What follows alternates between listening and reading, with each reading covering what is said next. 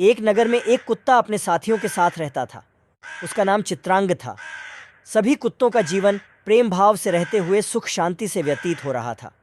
किंतु एक बार उस नगर में अकाल पड़ गया। खेत खलिहान सूख गए, अनाज की कमी हो गई, मनुष्य सहित जीव जंतु भूख प्यास से मरने लगे। इस स्थिति में चित्रांग दूसरे देश चला गया। दूसरे वहां उसे एक धनी स्त्री का घर मिला जो बहुत लापरवाह थी। प्रायः उसके घर का दरवाजा खुला रहता था और चित्रांग वहां घुसकर विभिन्न प्रकार के पकवान छककर खाता था। भोजन की उसे वहां कोई समस्या नहीं थी, किंतु जब भी वह भोजन करके उस घर से बाहर निकलता तो गली के अन्य कुत्ते ईर्ष्यावश उस पर हमला कर देते और अपने नुकीले दांतों के वार से उसे घायल कर देते। कुछ दिन तो भोजन के कारण चित्रांग किसी तरह वहां रहा, किंतु अपने ही वंश भाइयों का ईर्ष्यापूर्ण व्यवहार उसे रास नहीं आया। उसने सोचा कि इससे तो मेरा नगर ही अच्छा है, वहां अकाल अवश्य है, किंतु यहाँ की तरह कोई अपने वंश भाई को काट खाने को तो नहीं डरता। मैं तो अपने नगर वापस जा रहा हूँ। वह अपने नगर लौट आया। उसके आने की सूचना मिलते ही उसके भाई बंधु उससे मिलने पहुंच गए। वे सभी विदेश के बारे में जानने को उत्सुक थे। वे पूछने लगे, भाई, हम सभी जानना चाहते हैं कि वह स्थान कैसा था, वहां के लोग कैसे थे, उनका व्यवहार कैसा है, कैसा भोजन तुम वहां खाते थे, हमें पूरी बात विस्तार से बताओ। चित्रांग बोला, बंधुओं, उस नगर के बारे में तुम्हें क्या बताऊं। वहां स्त्रियां बहुत लापरवाह होती हैं, अपने घर के दरवाजे खुले छोड़ देती हैं, जिससे वहां आसानी से भोजन करने का अवसर मिल जाता है। किंतु वहां अपने वंश के लोग ही एक दूसरे के विरोधी हैं। वहां कोई मिलजुल कर नहीं रहता, इसलिए मैं वापस आ गया। इस कहानी से हमें ये सीख मिलती है, स्थान वही अच्छा जहां लोग मिलजुल कर प्रेम से रहें।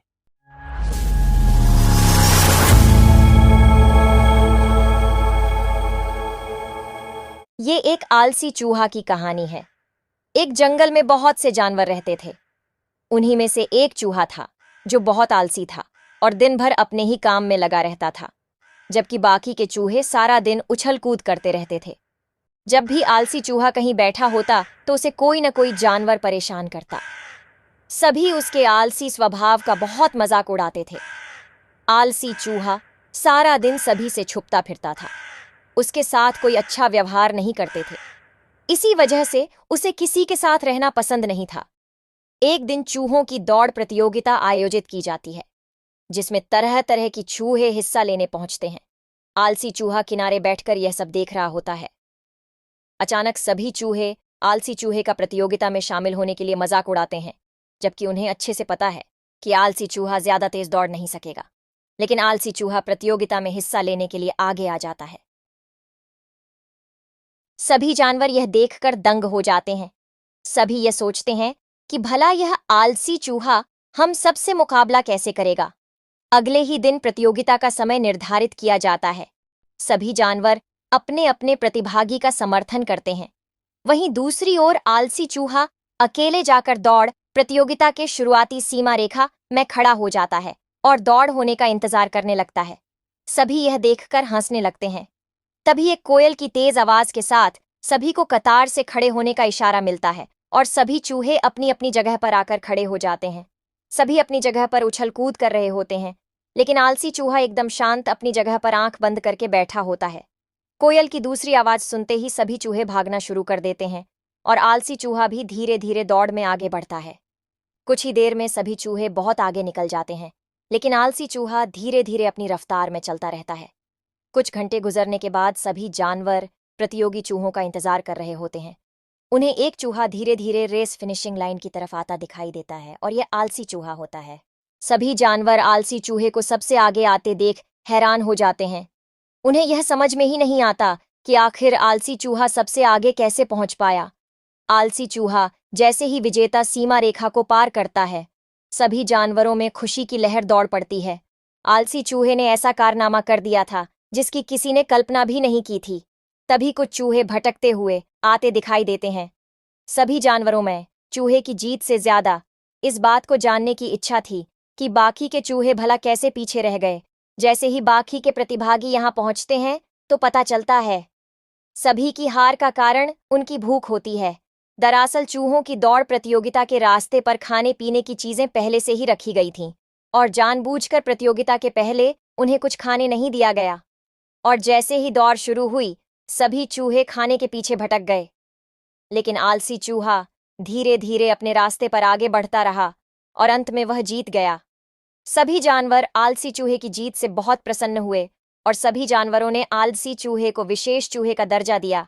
सभी से प्रेम और सम्मान पाकर आलसी चूहा पहली बार बेहद खुश हुआ और वह उछल कूद करने लगा। उसकी खुशी का कोई ठिकाना ही नहीं था।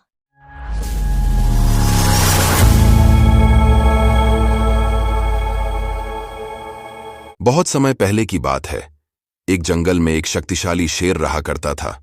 उसे भूख लगती तो वह शिकार पर निकलता और जो जानवर उसके सामने पड़ जाता उसका शिकार कर वह अपनी भूख मिटाता था। जंगल के सभी जानवर उससे डरते थे। एक दिन शेर ने एक बकरी का शिकार किया। जब वह उसे खाने लगा तो उसकी नुकीली सींगों से बुरी तरह घायल हो गया। उसे बहुत क्रोध आया और उसने तय किया कि जंगल में सींगों वाले जानवरों के लिए कोई जगह नहीं है। उसने पूरे जंगल में ये घोषणा करवा दी कि सींग वाले सभी जानवर जंगल छोड़कर चले जाए। ये घोषणा सुनकर बेचारे सींग वाले जानवर क्या करते? सब में शेर का भय था, इसलिए जंगल छोड़कर जाने की तैयारी करने लगे। उस जंगल में एक खरगोश भी रहता था। जब उसने भी शेर की घोषणा सुनी तो डर के मारे सारी रात सो नहीं पाया। अगली सुबह सींग वाले सभी जानवर जंगल से जाने लगे। उनमें से कई खरगोश के मित्र भी थे। खरगोश आखिरी बार अपने मित्रों से मिलने गया। जब वह उनसे मिलकर वापस लौटने लगा तो उसे धूप में अपनी परछाई दिखाई पड़ी। परछाई में जब उसने अपनी लंबे कानों को देखा तो डर गया। उसने सोचा कि कहीं मेरे लंबे कानों को शेर सींग न समझ ले।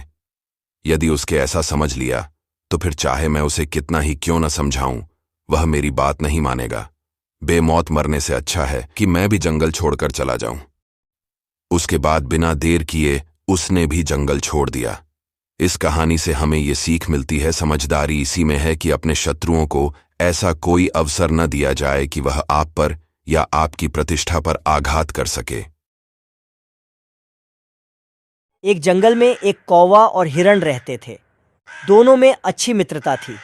अक्सर दोनों साथ रहते और मुसीबत के समय एक दूसरे का साथ देते। हिरण हट्टा कट्ठा और मांसल था।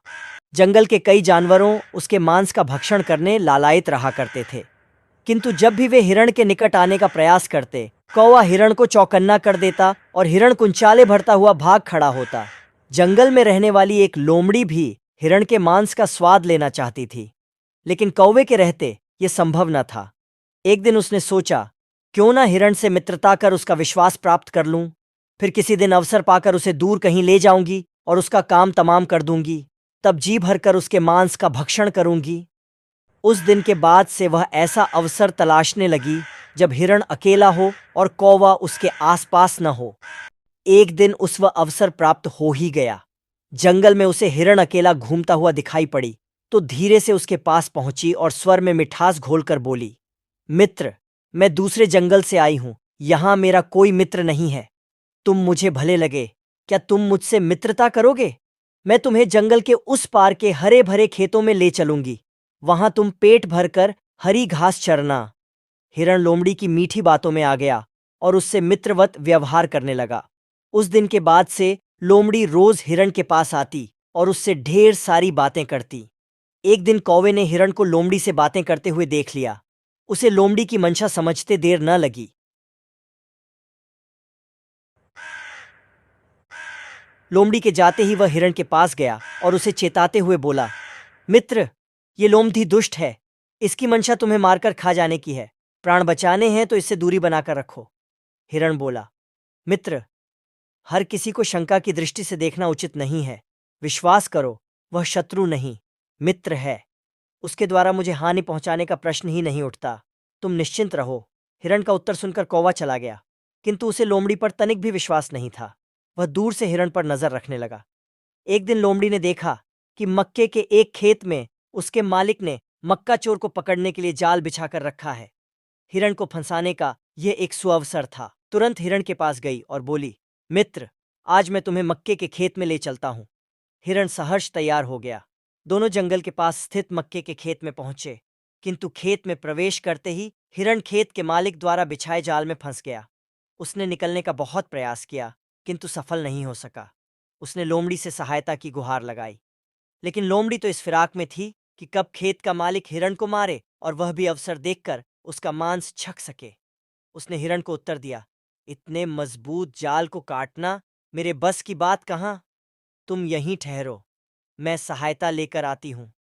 यह कहकर लोमड़ी खेत के पास ही झाड़ियों के पीछे छुपकर खेत के मालिक के आने की प्रतीक्षा करने लगी। इधर जंगल में अपने मित्र हिरण को न पाकर कौवा खोजबीन करता हुआ मक्के के खेत में आ पहुंचा। वहां हिरण को जाल में फंसा देख वह उसके पास गया और बोला, मित्र, चिंता मत करो, मैं तुम्हारे साथ हूं। मैं तुम्हारे प्राणों की रक्षा करूंगा। अब तुम ठीक वैसा करो जैसा मैं कहता हूं। सांस रोककर बिना हिले डुले जमीन पर ऐसे पड़ जाओ मानो तुम में जान ही नहीं है।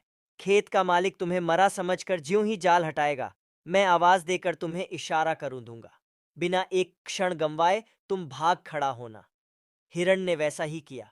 खेत के मालिक ने उसे मरा जानकर जैसे ही जाल हटाया, कौवे ने इशारा कर दिया और इशारा मिलते ही हिरण भाग खड़ा हुआ। हिरण को भागता देख खेत के मालिक ने हाथ में पकड़ी कुल्हाड़ी पूरे बल से उसकी ओर फेंकी, किंतु हिरण बहुत दूर निकल चुका था। वह कुल्हाड़ी झाड़ी के पीछे छुपी लोमड़ी के सिर पर जाकर लगी और वो वहीं ढेर हो गई। लोमड़ी को अपनी दुष्टता का फल मिल चुका था। इस कहानी से हमें ये सीख मिलती है, मित्र का चुनाव करते समय हमेशा सावधानी रखो। कभी भी किसी अजनबी पर आंख मूंद कर विश्वास न करो।